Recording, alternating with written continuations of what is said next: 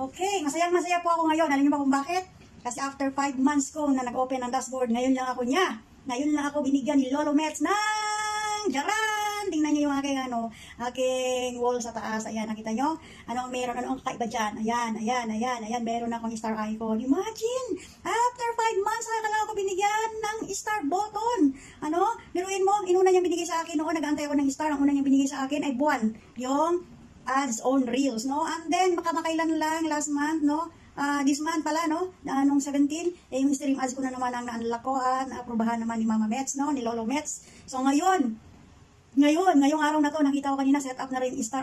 Beruin mo, ang daming mga followers ko na gusto mabigay sa akin ng star. Pero hindi nila ako mabigyan gawa ng wala akong star icon. Imagine ang star icon ng unang-unang dapat na tayo ay magkakaroon. Dahil 500 lang yan followers, pwede ka nang mabigyan ng star. Pero hindi ko alam kung bakit ako hindi binibigyan ni Lolo Mets. Alam mo, nag-request pa ako niyan kung natatandaan ko last month. Sabi ko, bakit ba ako walang star, no? Nag-report ako ng ganyan. So, ayan.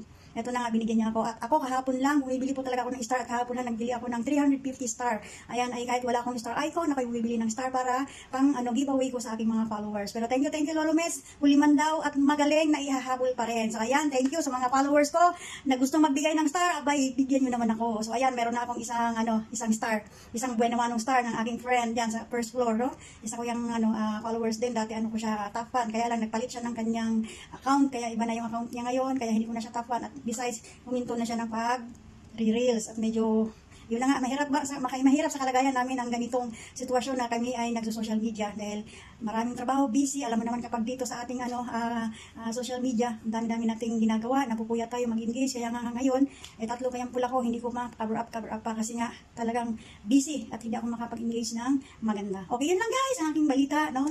Binalita ko lang na ako ay meron ng star, okay? Thank you Lolo Mets, thank you sa lahat ng aking mga followers and supporters. Andito lang ako, kung ako may nalilate na pag-respect sa inyo, huwag kayong mag-alala. Dito lang ako, re-resbakan ko rin kayo. At yung mga nagpa-follow sa akin, antay lang kayo, hindi na ako nagpa-follow ngayon ng right away. Pinagpapahinga ko yan ng 1 day, 2 days, basta't ako ay nag-react sa inyo at nag-comment.